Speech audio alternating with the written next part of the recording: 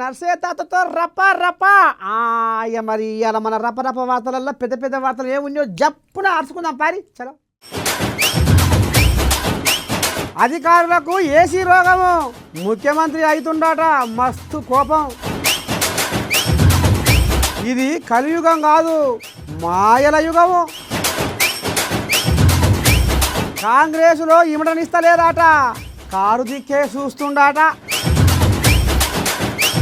అమ్మాయిలతోటే ఉండాలట, లేకపోతే నిద్ర పట్టదట.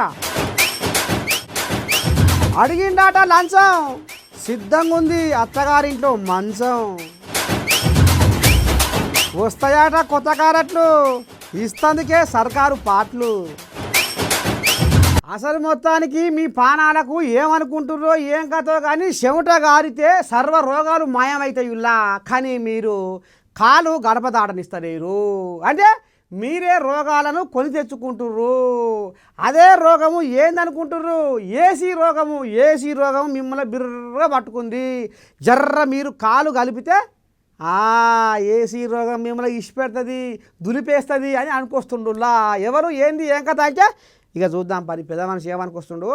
మీ తీరు బాగలేదు సార్లు, మీకు ఎందుకు సోయలేదు సార్లు, మీ కాలు కదలదా సార్లు, మీకు చెమట గారదా సార్లు, మీకు యాష్ట వస్తలేదా ఓ సార్లు, మీరు మంకుపట్టుతోటి సార్లు ఇంకెన్నాళ్ళు ఉంటారు సార్లు ఆఫీసులల్లా. మీకు పట్టిన రోగం సార్లు ఏసీ రోగం సార్లు, ఏసీ రోగం. మీరు బయటికి పోతేనే సార్లు అది ఇష్టపెట్టిపోతుంది సార్లు. ఇక మరి మిమ్మల్ని దయ్యమోలే అంటిపెట్టుకొని గిట్టనే ఉంటుంది. జర్రంతా కాలు కదలిచ్చి గడప దాటి జనాలలో తిరుగుర్రి. ఇక ఇప్పుడు తెలంగాణలో ఐఏఎస్ ఐపీఎస్ ఆఫీసర్లకు ఏసీ రోగం పట్టుకున్నదని స్వయాన ముఖ్యమంత్రి రేవంత్ రెడ్డి కుండ బద్దలు కొట్టి చెప్పుకొస్తుండులా. ఇగో ఏమన్నాడో ఇనూరి ఓసారి సీఎం సారు. మా సమస్యను విన్నాడు సార్, మా సమస్యను పరిష్కరించిన. ఈరోజు పదే పదే నేను ఇన్స్ట్రక్షన్ ఇస్తున్నా. I told my chief secretary to record there service book, field మీద పొమ్మని. అసలు ఏసీ రూముల్లో నుంచి బయటకు వెళ్ళడానికి హెసిటేట్ చేస్తున్నారు ఆఫీసర్లు. మరి నాకు తెలియదు, మరి ఏసీ అనేది ఏమన్నా జబ్బేమో. ప్రజల దగ్గరికి వెళ్ళినప్పుడు అంటే ఒక ఐఏఎస్ కానీ ఐపీఎస్ కానీ డిస్ట్రిక్ట్స్ను హోల్డ్ చేసినప్పుడు వచ్చిన ఎక్స్పీరియన్సే రిచ్ ఎక్స్పీరియన్స్. ఆ తర్వాత మొత్తం ఒకరి తర్వాత ఒకరు పంపించే ఫైల్లో మన ఫైళ్ళు చూడడమే తప్ప సెక్రటరీ లెవెల్కి వచ్చారంటే సెక్రటేరియట్ లెవెల్కి వచ్చారంటే they don't get to chance to interact a common man or any other person. ఇప్పుడు అసలు మరి సిస్టమ్ ఎడిపోతుందో నాకైతే తెలియట్లేదు, కానీ I'm not happy for that. చూడాలి మరి. ఇప్పటికైనా సీఎం రేవంత్ అన్న మాటలు విన్నాకనైనా ఐఏఎస్ ఐపీఎస్ అధికారులు ఏసీని దులిపి జనాలల్లా తిరుగుతారో లేదో ముంగల పండి చూద్దాముల్లా. ఇలా కథ సల్లగుండా.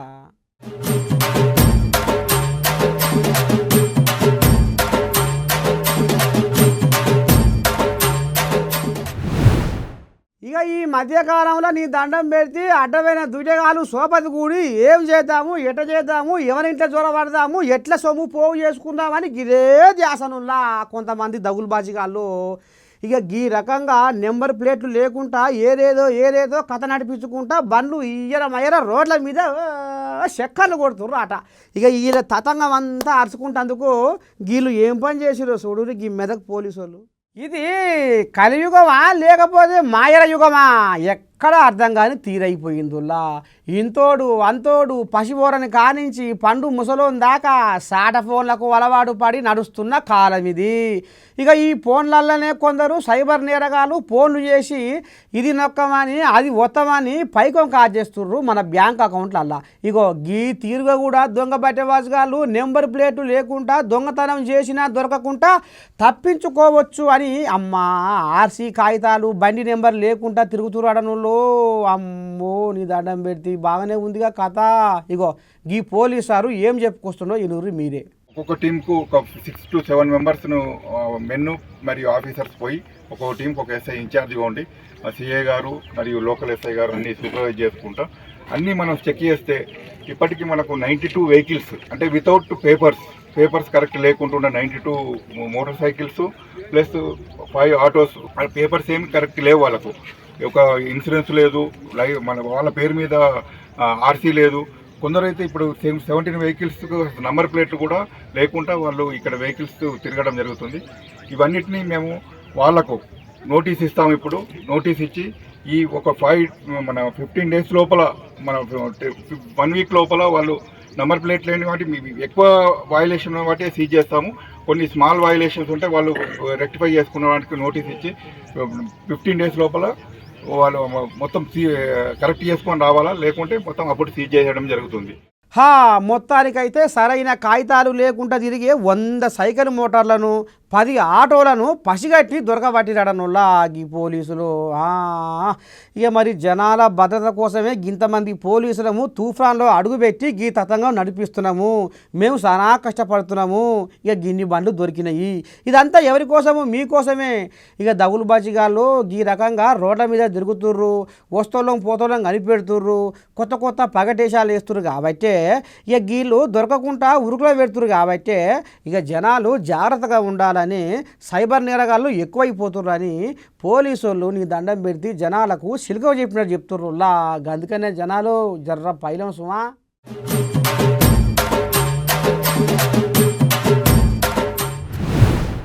అయ్యో దేవుడా శంకరా భగవంతా, నేను దేవాదాయ శాఖగా ఎంతో సేవ చేసిన దేవుళ్లకు, కానీ ఏ దేవుడు నాకు జాలి చూపుతలేడు, కరుణ చూపుతలేడు. దేవుడా ఎంత పని అయిపోయే. నేను దేవాదాయ శాఖ మంత్రిగా చేసిన దేవతలు కూడా కరుణిస్తలేరు.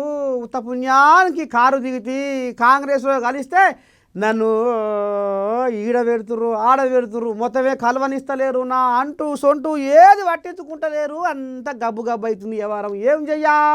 ఇక ఇట్లా చూస్తున్నట్ట ఫామ్ హౌస్ దిక్కు ఎటువా అని ఎవరు చూస్తుర్రు, అసలు ఏం కథ, ఏం జరుగుతుందో ఎవరో ఆయన జర్ర ఇందాం పారి. ఓరి కర్మ పాడి అనుగారా, ఊరికేనన్నా కారు దిగి షెయికి షేకాండి ఇస్తే ఇప్పుడు ఎటుగాని తీరాయగారా నా బతుకు అని మాజీ మంత్రి అల్లోల ఇంద్రకరణ్ రెడ్డి లోపట్నే పిసుక్కుంటున్నాడను రా. 2004లో నిర్మల్లో ఎమ్మెల్యేగా గెలిచి ఆ తరువాత 2008లో ఉప ఎన్నికలలో పార్లమెంటు పగ్గాలు అందుకొని మళ్ళా 2014లో బీఎస్పీ నుంచి గెలిచి ఎమ్మెల్యేగా బీఆర్ఎస్ తీర్థం ముచ్చుకొని దేవుళ్ళ శాఖ మంత్రిగా పతార చూపించి 2018లో మళ్ళా నిర్మల్ కొప్పు అందుకొని పొందుగా కూర్చున్నాడు. కానీ 2023లో బీజేపీ అభ్యర్థి మహేశ్వర్ రెడ్డి చేతిలో ఉత్తకథ అయిందుల్లా.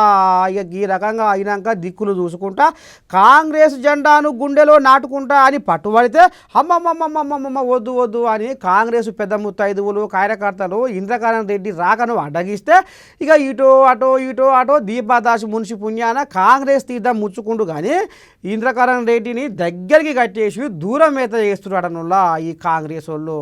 ఇక అందుకే నమ్మి కాంగ్రెస్లో కారు పెడితే అంత కచ్చపెచ్చ వ్యవహారం ఏముందని చెప్పుకోలేక కుర్తిలబడ్డ ఎలుకోలే తన్నాడుకుంటా కాలం వెళ్ళదీస్తున్నాడనుల్లా ఈ మాజీ మంత్రి ఇంద్రకరణ్ రెడ్డి. ఎమ్మెల్సీ పదవి ఇచ్చి మంత్రి పదవి ఇస్తారేమో అనుకుంటే కాంగ్రెస్ వెళ్ళే కొట్టుక సచ్చే కాలం వచ్చేగారా ఇక లాభం లేదు. ఎటువాయ ఫామ్ హౌస్ పెద్దపూరి అని కారు దిక్కులు చూస్తున్నాడనుల్లా ఈ ఇంద్రకరణ్ రెడ్డి. చూడాలి మరి పెద్ద మనిషి కేసీరావు ఇంద్రకరణ్ రెడ్డిని కారు ఎక్కనిస్తాడా అడ్డగిస్తాడా అనేది ముంగడి పొండి చూద్దాములా. ఎక్కనియకపోతే ఊకుంటాడు, ఆయనకు కూడా బలం కావాలి కదా. ఇక మరి బలం కోసమే ఆయన తారాడుతుండే. పచ్చజెండా ఊపుతాడు కావచ్చు.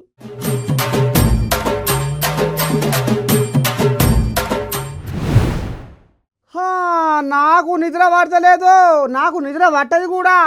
ఎందుకు పట్టది, ఏమిటి పట్టదు అంటే నాకు అమ్మాయిలు పక్కన ఉంటేనే, అమ్మాయిలు నా దగ్గర ఉంటేనే, నన్ను రాసుకొని పూసుకొని తిరుగుతూనే అమ్మాయిలు గా రకంగా అయితేనే నాకు నిద్ర పడుతుంది, లేకపోతే పట్టదు.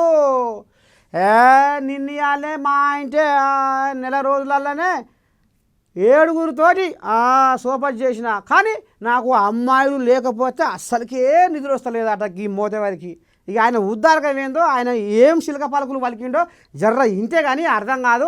అర్థమైనాక మాత్రం మీరు కింద కామెంట్ బాక్స్లో ఏం పెడతారో ఏమంటారో జర్ర మీకు పాబాది పడుతున్నా. నేను సొక్కం పూసను, నేను శుద్ధ పూసను, నాకు ఏ పాపం తెలియదు. ఆడబిడ్డలను ఆదిశక్తిగా భావించి వాళ్ళ కాళ్ళు కడిగి నెత్తిలో పోసుకునేటోన్నైతే నా మీద లేనిపోని బదనాలు మోపుతుర్రు అని శిల్క పలుకులు వలికిన జనసేన పార్టీ తిరుపతి ఇన్ఛార్జి కిరణ్ రాయలో సమస్త మహిళా లోకము ఇప్పుడు ఈయన మీద అగ్గి మీద గుగ్గిరమై నీ దండం పెడితే ఆగురులైతుర్రులా మహిళలు. ఇక ఈయన మీదకి ఏకంగా చెప్పుల దండలు వేస్తానికే పట్టుకొని తిరుగుతుర్రాట మహిళా లోకం. ఇక ఈయన గారి తతంగం ఏంటంటే నాకు అమ్మాయిల వీక్నెస్ ఉంది, నాకు రోజుకొక్క అమ్మాయి కావాలి, లేకపోతే నాకు నిద్ర పట్టదు, 7 నెలల్లోనే 5గురితో తిరిగినా అని సిగ్గు లజ్జ అన్నీ దులిపేసి ఇగో ఏ రకంగా మాట్లాడుతుండో చూడుర్రి లక్ష్మి అనే మహిళతోటి ఈ సుధపూస. నేను మారను, నా క్యారెక్టర్ అంతే. రేపు ఆ పిల్లలు నువ్వు వెళ్తుంటాను, నేను లైఫ్ లాగా అంతే ఉంటాను. నాకు ఏజ్ ఎవరు కట్టే ఉంటాను.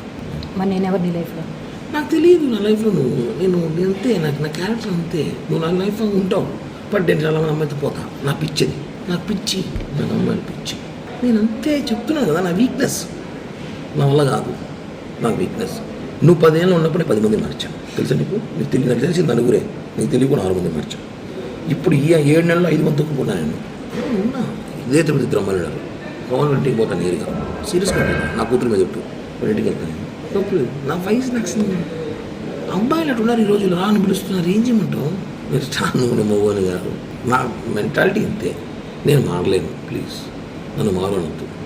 ఎక్స్క్యూజ్, నేను మారలేను, నా వల్ల కాదు, నిజంగా నేను మారలేను. నా వీక్నెస్, అమ్మాయిల వీక్నెస్ ఉంది. పవిత్రమైన తిరుపతికి ఇగో గిస వంటి పగటి దొంగను ఎందుకు నియమించినట్టు జనసేన అని ఇక సోషల్ మీడియా సంఘపరులు ఈయన మైరా అరుచుకుంటుర్రులా. చూడాలి మరి బుద్ధిగాలూరి తతంగం ఎందాక పోతుందో, ఏడిదాకా పోయి అవుతుందో మునుముందు చూద్దాములా.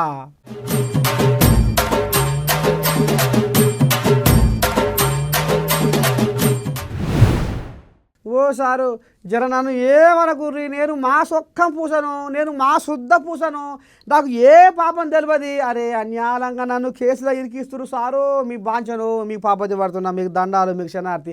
అరే రే రే రే రామచంద్ర, నేను ఎంత మంచోడిని అంటే అని గిట్ల తీగరాగాలు తీస్తుండట ఒక ఆయన ఖమ్మం జిల్లాల అటవీ శాఖ అధికారి. మరి ఈ శుద్ధపూస ఏం చేసి, ఎట్లా చేసి, యాడ దొరికే, అసలు ఏం జరుగుతుంది, ఏం కథ అనేది ఒక్కసారి పోదాం పారి ఇల్లందుకు.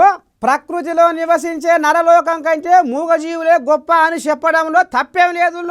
ఎందుకంటే మూగజీవులు, వన్యప్రాణులు ఎంతసేపు చెప్పు తన పొట్ట నింపుకోవడం కోసమే ఆరాటపడుతుంటాయి. కానీ ఈ మనుషులు తమ స్వార్థం కోసము అమాయకులు ఆగం పట్టిస్తూ అత్యాశతోటి కోట్లు ఉన్నా ఇంకా కోరిక ఉడతనే ఉంటుంది. అబ్బా ఇగో గీ దగులుబాజుగాడు ఎంత రామసకనుడేముల్లో ఫారెస్ట్ ఆఫీసర్ ఈ సుధపూస ఏం చేసిండో ఒక్కసారి ఇనురి. సార్ అసలు నేను టచ్ చేయలేదు సార్ నోట్స్ని. సార్ అసలు నేను ముట్టుకోలేదు సార్, అది సార్ అసలు నాకు సంబంధం లేదు సార్. సార్ 2304 భద్రాద్రి కొత్తగూడెం జిల్లా ఇల్లందు మండలంలో కొమరారం అటవీ అధికారి ఇక ఈ కార్యాలయంలో ఏసీబీ వాళ్ళు దాడులు చేసి ఇగో ఈ శుద్ధపూసను 30,000 లంచం తీసుకుంటుంటే రెడ్ హ్యాండెడ్గా పట్టుకురులా ఏసీబీ వాళ్ళు. ఇక చూడు కథ ఎంత ముద్దుగుందో. ఫార్మేషన్ రోడ్డు నిర్మాణం కోసము పట్టా భూమి నుండి మట్టి దొరకపోతుంటే ఈ ఎఫ్ఆర్ఓ లంచం డిమాండ్ చేసిండని ఏసీబీ అధికారులకు కాంట్రాక్టర్ చెప్తే ఇక ఈయన పని ఈ రకంగా మట్ట సంగ చేసి అత్తగారింటికి దొరకపోతుర్రులా.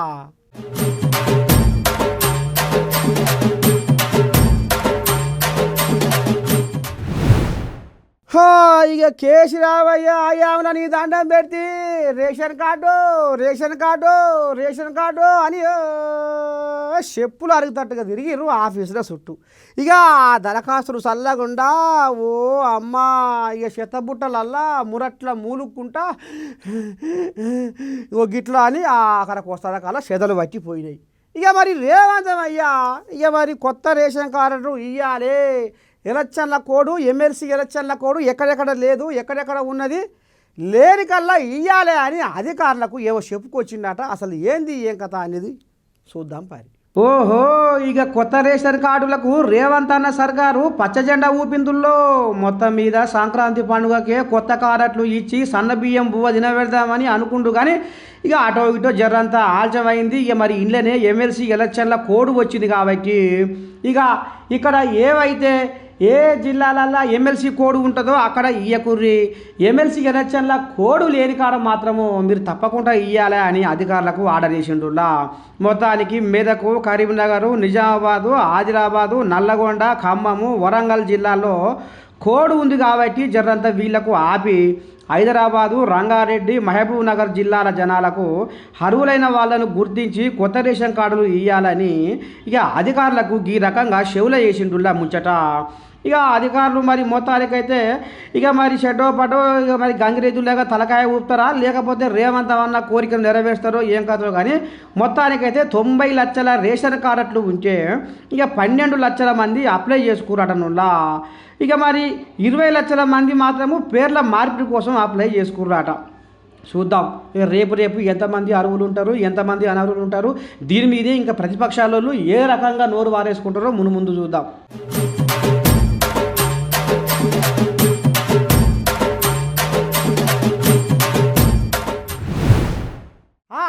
ఎటునయ్యిలా మన రపరప వార్తలు మరి ఇంకా రేపటి సంది ఉంటుంది మధ్యలో మొత్తం ఇక నలుచుడే పిసుకుడే కథం.